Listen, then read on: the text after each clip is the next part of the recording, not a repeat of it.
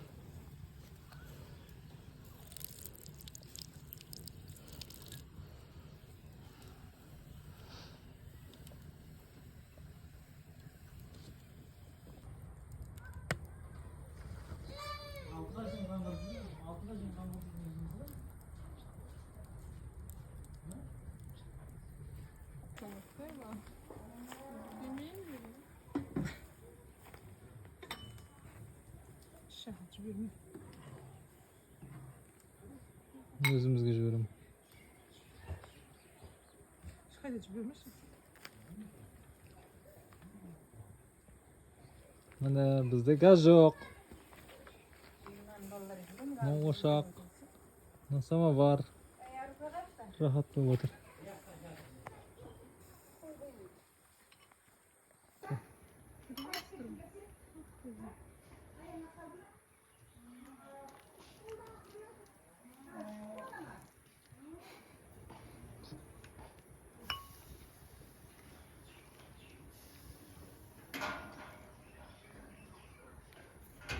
Жиырма секунд жете ма? А? Ұзақ ала берме.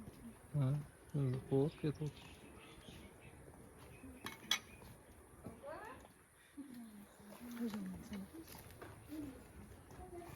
Батырға оң солы бірдей. Шын профессионалға оң солы бірдей деймін. Ойбай, көрсен. Істеп көр.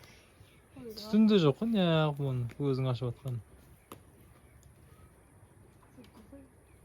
Басқа жерің ашылмаса ол. Бар жомей, не ғой, ішсеңізші. Холодильникке қойып қойып. Жоқ, мынау таза бар жом жоқ. Шифонер кіші ана серванттан алды ғой, ана машина ішін. Я, кеше ана Азиз деген ішкен ғой.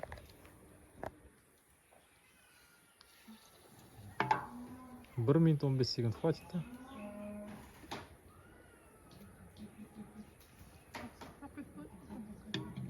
Осы ой, вообще үйрегеді. Кішкентай қойшы жесеңіз. Дәмі, аспирин дәмі сияқты. Маманың аяғы түсіп тұр екен. Маманың аяғы түсіп тұр екен.